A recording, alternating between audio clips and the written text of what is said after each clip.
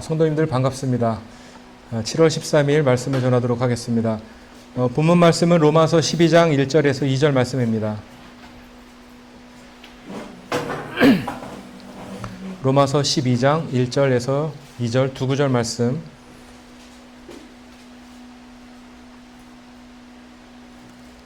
한 목소리로 두 구절 말씀 읽겠습니다. 시작. 그러므로 형제들아, 내가 하나님의 긍휼을 힘입어 너희에게 간청하노니 너희는 너희 몸을 거룩하고 하나님께서 받으실 만한 살아있는 희생물로 드리라. 그것이 너희의 합당한 섬김이니라. 너희는 이 세상에 동화되지 말고 오직 너희 생각을 새롭게 함으로 변화를 받아 하나님의 그 선하시고 받으실 만하며 완전하신 뜻이 무엇인지 입증하도록 하라. 아멘. 함께 기도하겠습니다. 좋으신 하나님 감사드립니다. 우리의 이 세상 가운데서 우리가 무엇을 믿고 또 무엇을 따라야 하고 또 어떻게 살아야 하는지 모든 것을 말씀으로 보여주신 하나님 아버지, 우리 마음 깊은 곳에 하나님 말씀을 두기를 사모하며 기뻐하는 자들 될 수 있도록 인도해 주십시오. 더운 날씨에도 저희를 지켜주시고 항상 안전하게 저희를 보호해 주시는 하나님의 은혜에 감사를 드립니다. 하나님께서 우리를 극진히 사랑하시는 그 사랑과 그 은혜를 이 시간 기억하며 또 말씀을 듣기를 원합니다. 말씀으로 큰 은혜를 주시기 원하며 듣는 모든 자들의 마음속에 하나님의 평안과 하나님의 위로가 함께할 수 있는 시간 될 수 있도록 주님께서 인도해 주시옵소서. 예수 그리스도의 이름으로 기도드렸습니다. 아멘. 예, 말씀 제목은 언제 그리스도인은 성장하는가 라는 말씀으로 우리 본문 말씀을 가지고 말씀을 전하겠습니다. 제가 지난주에는 하나님께서 죄인을 용서하시는 조건이라는 말씀을 전했습니다. 이게 말씀의 제목이었는데 우리 용서의 조건은 회개라고 말씀드렸습니다. 진정한 회개가 없으면 죄인은 용서받지 못한다고 하나님께서 말씀하십니다. 하나님의 속죄는 죄인이 진정한 회개를 했을 때야만 가능합니다. 지난주에 제가 전해드린 말씀이 죄인의 속죄함을 통해 하나님의 사람으로 새롭게 거듭나는 것에 대한 말씀이라면, 오늘은 그 거듭난 사람들이 성장하는 일에 대해서 말씀을 드리고자 합니다. 언제 그리스도인은 성장하는가? 성장은 모든 살아있는 생명체가 더 성숙해지고 그 존재 목적에 맞게 자라가는 과정입니다. 모든 창조물에 하나님께서는 생명을 주셨습니다. 물론 땅이나 하늘과 바다 같은 곳에는 생명이 없습니다. 그렇지만 하나님께서 만드신 모든 생명체들은 사람을 비롯해서 한 가지 특징이 있습니다. 그 특징은, 그 생명은 자란다는 것입니다. 계속 성장한다는 것입니다. 비록 처음에는 그 형체가 불완전하고 약한 상태이지만 그 생명은 성장을 거듭하면서 더 아름답고 더 완전한 모습으로 자라갑니다. 어떤 면에서 사람은 하나님께서 만드신 창조물 중에 가장 약한 존재라고 생각합니다. 두 손, 두 발을 우리가 다 가지고 태어나는데 아무것도 우린 가지고 태어나지 않습니다. 우리 몸을 가눌 수 있을 만큼의 균형감도 없는 채로 우리 사람은 태어납니다. 그리고 우리 자신을 보호할 만한 어떤 것도 우린 지니지 않고 우린 이 세상에 태어납니다. 알몸으로 세상에 오는 것이죠. 그럼에도 불구하고 저는 모든 창조물 중에서 가장 귀한 것은 바로 사람이라고 생각합니다. 시편 143편 3절에 주여, 사람이 무엇이기에 주께서 그를 알아주시나이까? 혹은 사람의 아들이 무엇이기에 주께서 그를 중히 여기시나이까? 하나님께서는 자신의 아들을 보내주셔서 사람들에게 영원한 생명을 소유할 수 있는 길을 열어주셨습니다. 모든 창조물 중에 하나님께서는 유일하게 사람의 생명에만 자신의 호흡을 불어넣어 주셨습니다. 비록 타락한 후에 모든 사람이 죄인이 되고 이 생명의 호흡이 멎은 채로 이 세상을 살다가 모두 떠나지만 우리 저와 성도님들, 모든 그리스도인들은 예수 그리스도를 통해 새로운 생명을 받아서 영원한 삶을 살 줄 믿습니다. 로마서 6장 23절에 죄의 삭슨 사망이나 하나님의 선물은 예수 우리 주를 통해 얻는 영원한 생명이니라. 아멘. 로마서 말씀은 16장까지 되어 있습니다. 16장으로 기록된 책인데 1장에서 11장까지는 구원과 속죄와 그런 구속에 대한 말씀입니다. 그리고 12장부터는 끝까지 그리스도인의 성장과 관계된 말씀이 나옵니다. 이 그리스도인의 성장에 대한 대헌장, 그 말씀은 바로 오늘 본문 말씀 12장 1절 그리고 2절 말씀으로 시작을 합니다. 그리스도인은 과연 언제 성장하는가? 오늘 읽은 본문 말씀을 통해서 저는 두 가지 그리스도인을 성장하게 하고 또 더 나아가서 하나님을 기쁘시게 하는 존재로 성숙하게 만드는데 저는 두 가지가 있다는 말씀을 전하고자 합니다. 그 첫 번째는 바로 우리 몸에 관한 것입니다. 하나님께서 사람을 구원하실 때 영과 혼과 몸을 모두 구원하십니다. 사람의 죽었던 영은 살아나고 혼은 그 죽음의 길에서 해방됩니다. 영원한 형벌에서 해방됩니다. 거듭나는 것이죠. 그리고 나머지 우리의 몸입니다. 하나님은 우리의 몸도 구원하실 것입니다. 로마서 8장 23절에 그들뿐 아니라 우리 자신 곧 성령의 첫 열매를 소유한 우리까지도 속으로 신음하며 양자 삼으심 즉 우리 몸의 구속을 기다림은 우리가 소망으로 구원을 받았기 때문이라. 그러면 그리스도인에게 육체란 어떤 의미가 있는 것일까요?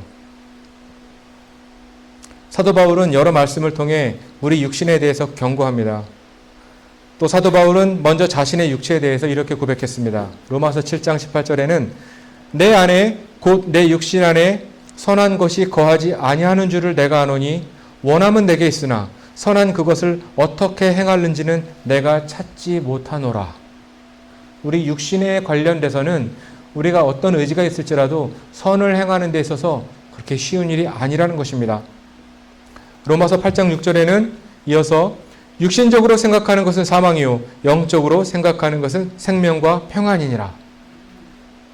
또 로마서 13장 14절 말씀입니다. 오직 너희는 주 예수 그리스도로 옷 입고 육신의 정욕을 채우기 위해 육신에게 기회를 주지 말라. 하나님은 장차 우리의 육체를 구원하실 것입니다. 그렇지만 지금 우리의 육체는 우리가 싸워야 할 우리의 성장을 지체시키는 우리의 믿음의 방해가 되는 그런 걸림돌입니다. 사도 바울은 오늘 본문 말씀을 통해서 그리스도인의 성장의 열쇠가 바로 이 육신의 문제를 어떻게 해결하는가에 달려있다고 전하고 있습니다. 사람에게 생명이 떠나면 그 육체의 가치는 바로 소멸됩니다. 저와 성도님들이 살아온 길은 다르고 해온 것과 어떤 말을 하고 어떻게 행하고 어떠한 좋은 일을 하고 어떻게 살아온가는 우리는 다 모릅니다. 그렇지만 우리의 육체가 죽는 날, 우리의 생명이 멎는 날, 그때 모든 육체의 생명은 그날로 끝을 맺는 것입니다. 아무리 업적이 크고 위대한 일을 했어도 사람이 죽으면 그의 육체는 하나님 말씀대로 땅의 흙으로 돌아가고 끝이 납니다. 어느 누구도 죽은 육체를 대하여 찬사를 보내거나 박수를 보내지 않습니다. 사람의 몸의 가치는 바로 생명이 몸에 있을 때까지만 유효한 것입니다. 우리가 죽어서 땅에 흙이 되기 직전에 아무리 멋진 옷을 입고 치장을 하면 무슨 소용이 있겠습니까? 너희는 너희 몸을 거룩하고 하나님께서 받으실 만한 살아있는 희생물로 드리라. 하나님은 우리 몸에 대해서 이렇게 요구하십니다. 하나님께서는 왜 우리에게 육신을 요구하실까요? 먼저 1절 말씀을 보면 하나님께서는 우리의 육신을 그냥 요구하는 것이 아니라 우리의 몸을 하나님께서 받으실 만한 살아있는 희생물로 드리라고 말씀하십니다. 희생은 죽음을 의미합니다. 이것은 우리의 육신의 생명을 드리라는 것이 아닙니다. 이것은 바로 우리의 육신 안에 있는 그 무언가를 하나님 앞에 향기로운 희생이 되게 해서 그것을 하나님 앞에 드리라고 말씀하시는 것입니다. 갈라디아서 5장 16절에 이런 말씀이 있습니다. 그런즉 내가 이것을 말하노니 곧 성령 안에서 걸으라. 그리하면 너희가 육신의 욕심을 이루지 아니하리라. 모든 죄의 발화점이 되는 우리의 육신, 그 안에서 모든 욕심이 나온다고 성경은 말씀하고 있습니다. 이 욕심으로 수많은 하나님의 사람들이 시험에 걸려 넘어지고 사람들은 악을 기뻐하게 되고 선을 행하는데 큰 어려움을 당하게 되었습니다. 성경은 탐욕을 일컬어서 우상숭배다라고 말씀하셨습니다. 우리 육신 안에 있는 욕심은 하나님의 거룩하심을 기뻐하지 못하게 하고 하나님의 은혜를 소홀히 여기게 만들고 때로는 하나님의 인도하심을 당연한 것으로 여기게 만듭니다. 이것이 바로 우리의 육신입니다. 참 육신은 참 길들여지기 힘든 것이다라는 생각을 하게 됩니다. 갈라디아서 5장 18절입니다. 육신은 성령을 대적하여 욕심을 부리고 성령은 육신을 대적하나니 이 둘이 서로 반대가 되므로 너희가 원하는 것들을 너희가 능히 하지 못하느니라.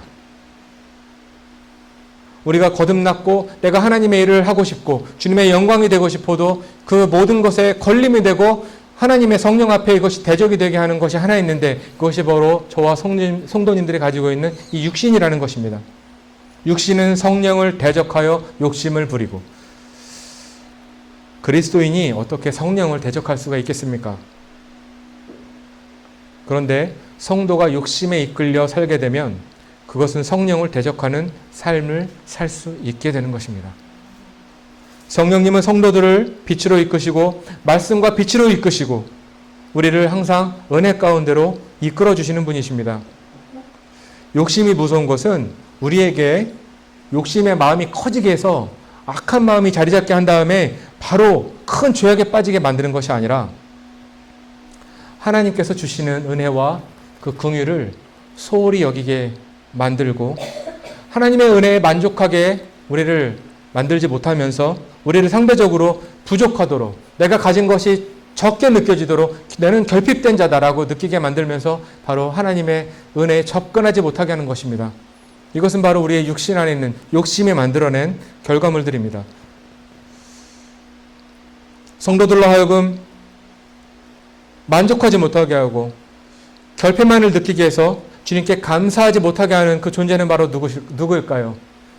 바로 대적자 사탄입니다. 사탄은 최초의 사람에게도 다가와서 그들이 하나님과 같게 되도록 거짓말로 그들을 속였습니다. 우리 육신이 하나님의 희생물이 되기 위해서는 우리 육신에게 죽음을 선고해야 합니다. 말씀의 빛이 우리 안에 강하게 비칠 때 우리가 그때 그렇게 선포하십시오. 내 육신은 그리스도와 함께 십자가에 죽었다. 이렇게 선포하십시오. 구약에 나오는 하나님께 드렸던 희생물들은 모두 죽여서 드리는 것입니다. 구약 성경을 찾아보면 살아있는 것을 드리는 게 없어요. 어떻게 살아있는 것에 피를 뺄 수가 있습니까? 우리의 육신이 정말 하나님께서 받으실 만한 희생물이 되기를 부탁드리겠습니다. 갈라디아서 5장 24절에 그리스도께 속한 사람들은 애착들과 정욕들과 함께 육신을 여기에 못 박았다고 했습니다. 그것은 바로 어디입니까? 십자가에 못 박았느니라. 아멘. 그럼 그리스도인은 또 한번 어떻게 성장하는가? 2절 말씀을 우리 성도님들이 다시 한번 읽어주시기를 부탁드리겠습니다. 시작. 너희는 이 세상에 동화되지 말고 오직 너희 생각을 새롭게 함으로 변화를 받아 하나님의 그 선하시고 받으실 만하며 완전하신 뜻이 무엇인지 입증하도록 하라. 아멘. 두 번째, 우리 그리스도인들의 성장을 결정짓는 요인은 바로 우리의 생각과 관련된 것입니다. 첫 번째는 몸, 두 번째는 우리의 생각입니다. 성경에서 처음으로 사람의 생각에 대해서 기록한 부분은 바로 창세기 6장 5절인데 이렇게 기록되어 있습니다. 하나님께서 사람의 사악함이 땅에서 크고 또 그의 마음에서 생각하여 상상하는 모든 것이 항상 악할 뿐임을 보시고, 이 단어에 한번 깊은 생각을 해보십시오. 항상 악할 뿐임을 보시고, 사람의 악한 생각은 하나님을 슬퍼하게 만들고 하나님을 근심하게 만들고 또 한번 하나님을, 모든 창조물을 지으신 하나님의 마음을 후회하게 만들었습니다. 사람의 악한 생각은 하나님을 자극합니다. 하나님을 분노하게 합니다. 성경에 나오는 모든 세대마다 그 끝에는 심판이 있었는데 그 세대의 끝을 알리는 신호가 바로 사람들의 악한 생각이었습니다. 예수님은 사람을 진정으로 더럽게 하는 것은 밖에 있는 것이 아니라 사람 안에 있다고 했습니다. 그것이 입에서 나온다고 했습니다. 마가복음 7장 20절 24절에 또 그분께서 이르시되 사람에게서 나오는 것 그것이 사람을 더럽게 하느니라. 속에서 곧 사람들의 마음에서 악한 생각, 간음, 음행, 살인, 도둑질, 탐욕, 사악함, 속임, 색욕, 악한 눈, 신성모독, 교만, 어리석음이 나오는데 이 모든 악한 것이 속에서 나와 사람을 더럽게 하느니라. 이것에 가장 앞장서는 것이 바로 사람의 악한 생각입니다. 너희는 이 세상에 동화되지 말고, 오늘 본문 말씀이 주는 경고의 의미는 단 한 가지입니다. 너희는 이 세상에 동화되지 말고, 이것은 수많은 그리스도인들이 이 세상에 동화되어졌고 또 동화되어 가고 있다는 것입니다. 에베소서 2장 2절에 지나간 때에는 너희가 그것들 가운데서 이 세상의 행로를 따라 걸으며 공중의 권세 잡은 자, 통치자, 곧 지금의 불순종의 자녀들 가운데서 활동하는 영을 따라 걸었느니라. 또 갈라디아서 1장에서는 또 그분께서 하나님 곧 우리 아버지의 뜻에 따라 이 악한 현 세상에서 우리를 건지시려고 우리의 죄들로 인하여 자신을 주셨으니. 이 세상에 동화되지 않는다는 것은 실제로 세상의 문화에서 담을 쌓고 분리된 곳으로 들어가서 살라는 것이 아닙니다. 물론 그런 부류의 사람들이 종종 있습니다. 미국의 전역에 퍼져 있는 그런 아미시라는 그 부류가 있습니다. 아시는 분들은 들어보셨을 것입니다. 또 메노나이트라는 부류의 사람들도 있습니다. 극단주의자고 말씀을 지킬 때 글자 그대로 보면서 하나님께서 하지 말라는 것은 하지 않고 하라는 것은 하는 굉장히 그런 신실한 마음으로 그들의 그룹을 형성해서 사는 사람들입니다. 그거 아세요? 이분들도 다 재침례교도 출신의 그런 저희와 비슷한 신앙을 가진 사람들이에요. 그 무리들은 도시에서 벗어나서 마차를 타고 다니고 전기 사용을 거부하고 온갖 그런 통신 장비들을 사용하지 않습니다. 때로는 상수 시설도 거부해서 우물을 직접 파서 물을 길어다 먹기도 하고 이런 생활을 합니다. 물론 우리들은 이들처럼 때때로 세상의 악한 것들로부터 우리를 그렇게 물리적으로도 분리해야 될 때가 있습니다. 아니, 마음이 중요하니까, 하나님은 내 마음 보시니까 나는 죄를 짓지 않아. 그러면서 모든 죄악을 접하고 다니는 것은 이것은 또 다른 죄악입니다. 그런데 본문에서 사도 바울이 말하는 것은 바로 우리의 생각, 바로 이 생각이 문제인 것입니다. 사람의 생각은 차의 운전대와 같습니다. 사람이 생각을 바꾸면 그의 걸어가는 길이 바뀌어집니다. 사람이 생각을 바꾸면 다른 말을 하게 되고 그의 행동이 바뀌고 그의 습관이 바뀌고 그의 믿음이 바뀝니다. 사도 바울은 우리가 생각을 새롭게 하여 변화를 받으라고 권면합니다. 그럼 그 이유가 뭘까요? 그것은 우리로 하여금 바로 하나님의 뜻이 무엇인지 입증하기 위함입니다. 우리의 생각을 바꾸고 우리가 변화되었을 때 그 유익이 우리에게서 오는 것이 아니라 그것을 통해서 해야 할 일이 있기 때문인데, 그것은 바로 우리가 하나님의 뜻이 무엇인지 입증할 수 있기 때문입니다. 그리스도인들이 세상에 동화되는 문제는 아담과 이브가 에덴에서 사탄을 마주하고 있을 때만큼이나 위험한 상황입니다. 사탄은 아담과 이브 앞에서 하나님의 존재를 부정하거나 하나님의 능력을 왜곡하거나 하지 않았습니다. 사탄은 아담과 이브를 속여서 하나님의 뜻을 입증하지 못하도록 그들을 속였습니다. 사탄은 그 담보물로 그들이 신과 같이 될 것이고 그들이 선과 악을 알게 될 것이다 라는 이러한 한 가지 제안을 했었습니다.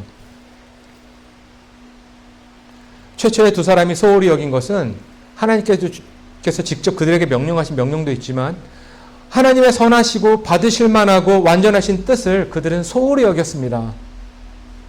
그들의 생각에 바꿨을 때 그들은 하나님의 뜻에서, 하나님의 길에서 벗어났습니다. 그리스도인이 세상과 동화되는 순간 우리의 생각은 그 기능에 심각한 문제가 생깁니다. 그것은 바로 우리가 하나님의 뜻을 더 이상 분별할 수도 입증할 수도 없게 된다는 것입니다. 뜻이라는 영어는 will입니다. 이 단어는 동시에 의지라는 명사가 담겨 있습니다. 하나님의 뜻을 아는 것은 바로 하나님의 의지를 아는 것입니다. 자식이 부모의 의지를 헤아릴 때 부모의 마음이 어떤지 아십니까? 비록 고통스럽고 땀을 흘리고 수고하고 많은 애를 쓰는 부모에게 자식이 그 부모의 마음을 이해하는 한마디를 던지면 우리 부모는 정말 흐뭇해합니다. 정말 그 마음에 위로가 되는 것입니다.